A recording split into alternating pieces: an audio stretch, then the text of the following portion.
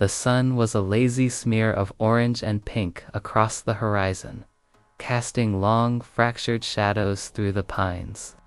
For Elias Thorne, this was the best time of day at the cabin. The air, crisp with the scent of pine needles and damp earth, held a stillness that was both a comfort and a deep, abiding peace.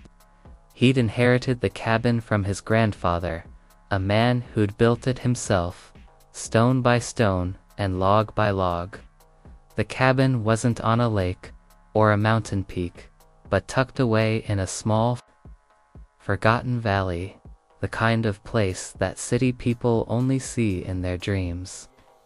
To get there, you had to drive 10 miles down a winding, gravel road, cross a narrow wooden bridge over the rushing Willow Creek, and then follow a small dirt track right to his front door.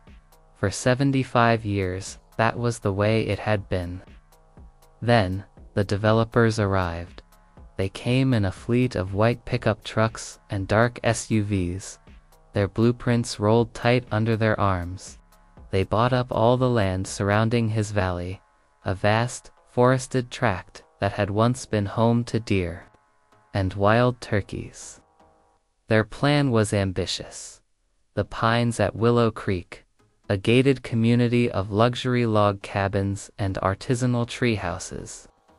They promised a rustic yet refined lifestyle, complete with a shared dock on a man-made pond, a community garden, and, of course, a very strict homeowners association. Elias, living in his grandfather's cabin, was a relic from another time and a problem. He didn't want a rustic yet refined lifestyle. He wanted his peace. When they approached him about selling, he told them, politely but firmly, to get lost. He held the deed to his land, a small 5-acre plot nestled in the heart of their development. The valley was an island, and his cabin its lonely kingdom. The developers, seeing the value of his location, decided to build around him. They installed a brand new asphalt road, wide and smooth, that snaked from the highway, past Elias's access road, and on to their new development.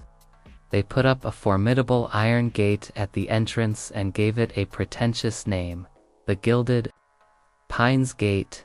Elias's cabin was just a mile past the gate, but before you got to the first of the new homes, he tolerated it.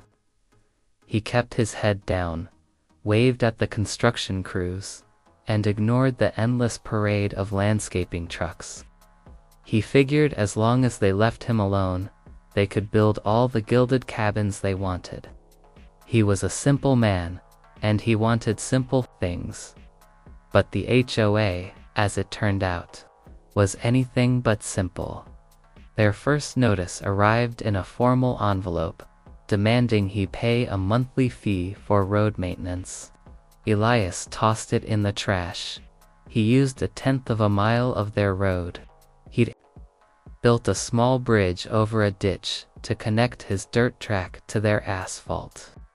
That was the extent of his interaction. The next notice was more aggressive, threatening fines. Elias, a man of few words, wrote a single sentence on a sticky note and mailed it back. "I use my own road." This, apparently, was a challenge. The HOA board, led by a man named Richard Finch, a retired venture capitalist with a perfectly manicured silver beard and an even more manicured sense of entitlement, did not take kindly to challenges. They sent a formal delegation. Richard, a woman named Beverly, with a clipboard and an expression of permanent disapproval, and a nervous young man named Kevin who looked like he'd rather be anywhere else. They stood on his porch, their expensive loafers a stark contrast to his worn planks. "Mr. Thorne," Richard began, his voice dripping with condescension, "we've been trying to be reasonable. The road you use is our private property. Your cabin, while quaint, is a part of this community now. You will pay the fees, or you will lose your access. I'm not a part of your community, Elias said, leaning against the doorframe. I was here first. My access is my land, my bridge. Beverly consulted her clipboard. Our survey shows that your land connects to our road. It's a violation of our bylaws to have none. Utilizing common property, Elias sighed. This was getting tiresome. My bridge is on my land. It connects to the old county road. You guys just paved over the county road. Richard chuckled, a dry, dismissive sound. There's no county road anymore, Mr. Thorne. We purchased it. It's now our private road. You are a guest on our property, and you are not a welcome one. That was the turning point. Elias felt a slow, cold anger build in his stomach. He didn't mind a challenge, but he detested smugness. And lies? What are you talking about? The road you paved is the old county road.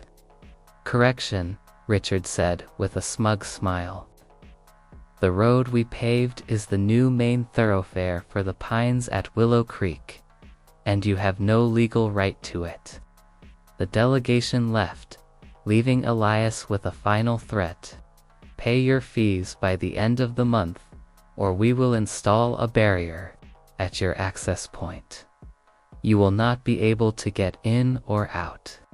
Elias stood there for a long time, watching their SUV disappear down the newly paved road. He felt a profound weariness. He didn't want a fight. He just wanted to be left alone. He walked down his dirt track, past the ancient oak, and stopped. There, 100 yards ahead, where the dirt track met the paved road, was the old bridge. It was a rustic, wooden structure, built over a small but surprisingly deep gorge carved by the Willow Creek. The bridge was old, a little creaky, but solid.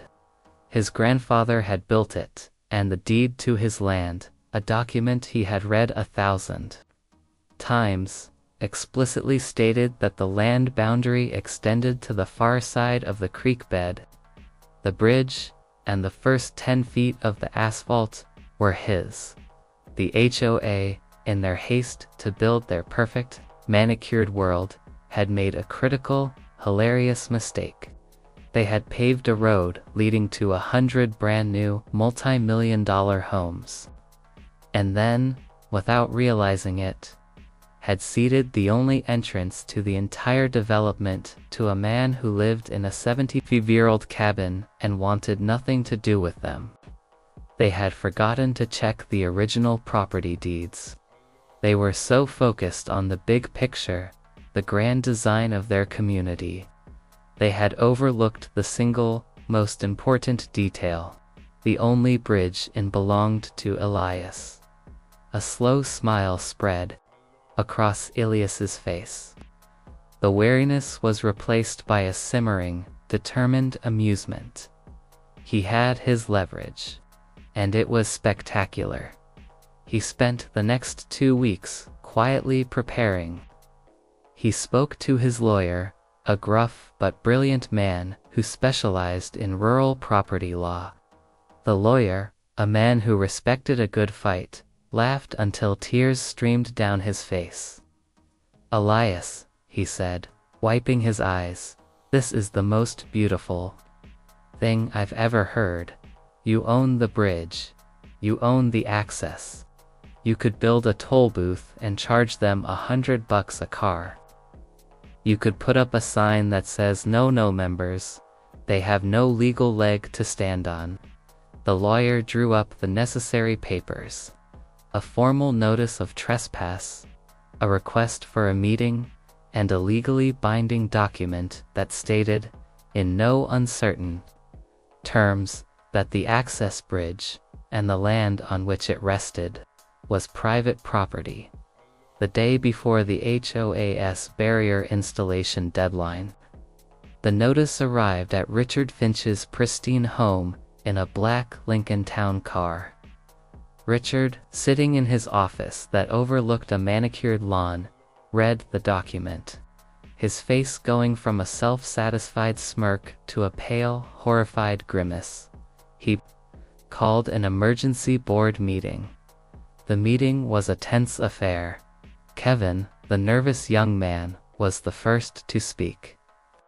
I think we missed this in the survey. The original deeds, they show the Thorne property line extending to the far bank of the creek. The bridge is on his land. Beverly, ever the pragmatist, was in a state of barely contained panic. So, what you're saying is, we have no way in or out. All our residents, they're trapped. Richard, his face a mask of furious disbelief, slammed his fist on the polished mahogany table.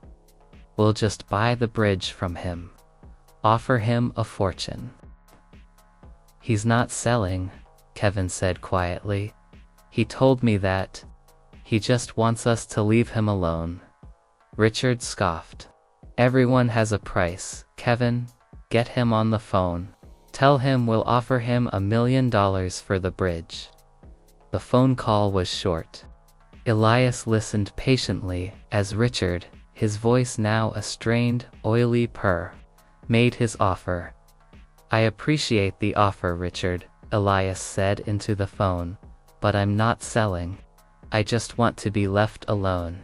I won't pay your fees. I won't join your community, and I won't have you putting a barrier on my land.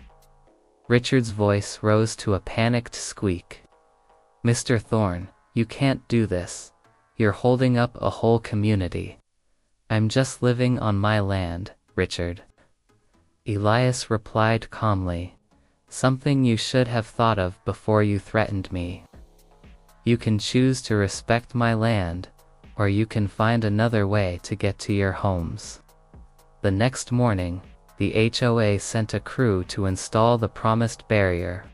2 workers in hard hats and a foreman with a clipboard stood at the entrance to dirt track. They looked confused. The foreman checked his plans. This is the spot. This is where we're supposed to put the barrier. Elias walked out of his cabin, a fresh cup of coffee in his hand. Morning, fellas, he said cheerfully. The foreman, a man named Joe, looked at him. Sir, we're here to install a barrier. Orders from the HOA. Elias took a sip of his coffee. You can't. This is my land. He pointed to the bridge. All of this, right to that white stripe on the asphalt.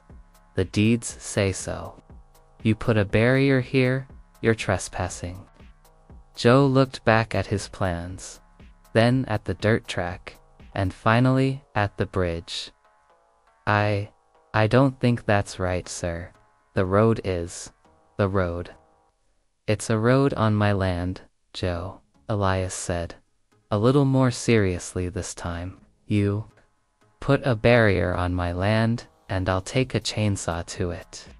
And then I'll take that bridge of mine and I'll move it. I'll make a 10-foot wide gap right there. Joe's eyes went wide. He radioed Richard Finch, who, according to later reports, was so agitated he could be heard yelling from a mile away. The barrier crew left. A small victory for Elias, but it wasn't over. Richard, in his fury, had not yet considered the full extent of the problem. They were not just trapped, they were in a holding pattern. The first wave of new residents, a couple from Silicon Valley in a brand new Tesla, had just arrived at the Iron Gate. They had the access code, but they couldn't get past the bridge. They called Richard, wondering why there was a grumpy man in a plaid shirt staring at them from a decrepit wooden bridge. The next call was from a furniture delivery truck loaded with a sectional sofa for a new home. Then a moving truck, then another. The HOA's dream community was becoming a very expensive, very public parking lot. The residents, having paid a premium for their gilded cabins, were furious. They wanted answers. They wanted to know why they couldn't access their multi-million-dollar properties. Richard, now in a full-blown panic, realized the gravity of his mistake. The local news station, alerted to the bizarre situation by a disgruntled resident, sent a reporter and a camera crew. The broadcast featured a shot of the Iron Gate, a long line of frustrated residents and delivery drivers, and a close-up of Elias, sitting peacefully on his porch, a dog at his feet, whittling a piece of wood. The reporter explained the situation. A simple property dispute that had escalated into a full-blown community crisis. The chyron on the screen read, "HOA blocked my cabin access, but they forgot I own the only bridge in." Richard's phone rang off the hook. He had angry residents, confused delivery companies, and a board on the verge of mutiny. He had no choice. He had to negotiate. He drove to Elias's cabin, alone this time. He was a changed man, no longer the smug venture capitalist, but a humbled, desperate homeowner. His perfect silver beard looked a little disheveled. He walked up to the porch, his shoulders slumped. "Mr. Thorne," he said, his voice quiet, no longer condescending. I was wrong. We were wrong. We made a mistake." Elias looked up from his whittling. "A pretty big one, Richard." "We'll drop all the fees," Richard said, his hands in his pockets. "We'll pay for your road maintenance. We'll even pay you for the inconvenience. $100,000. Just, please, open the bridge." Elias set his knife down and stood up. He walked to the edge of the porch, looking down at the creek. The sun was setting now, painting the water in brilliant streaks of red and gold. "It's not about the money, Richard," Elias said. "It's about respect. You came in here and you tried to push me around. You thought you could just take what was mine because you had a fancy gate and a bunch of money. You didn't even bother to check the map." Richard nodded miserably. "I know. We were arrogant. My grandfather built this cabin with his own 2 hands, Elias said. He built that bridge with his own 2 hands. It was a testament to a man who didn't need a fancy community or a gated development. He just needed his land and his peace. And I intend to honor that." They talked for a long time. Elias, no longer fighting, became a quiet, firm negotiator. He didn't want their money. He wanted respect. He wanted a signed, legally binding agreement that his cabin and his land were not a part of the pines at Willow Creek. He wanted a key to their gate, in case of emergencies, but he wanted no part of their bylaws, their community events, or their endless list of rules. He wanted to be a neighbor, not a member. Richard, with no other options, agreed. They signed the papers the next day, in Elias's cabin, over a cup of coffee. The lawyer, a witness to the whole affair, just smiled. The news report the next day was different. It showed a newly installed sign at the entrance to the HOA that read, "Notice. The bridge at the entrance to the Pines at Willow Creek is private property and not under the authority of the HOA." The reporter stood in front of a sign that simply said Thorne's Bridge. Life went back to normal. Elias still lived in his cabin. The residents of the Pines at Willow Creek got their access back, but now they had to drive past Elias's cabin every day. Some of them, humbled by the experience, waved, Others, still resentful, just glared. Richard, having lost all credibility with the board, resigned. Elias sat on his porch, whittling a new piece of wood. The dog, a large mutt named Jack, lay at his feet. The sun was setting, a brilliant blaze of color in the sky. He had his peace back.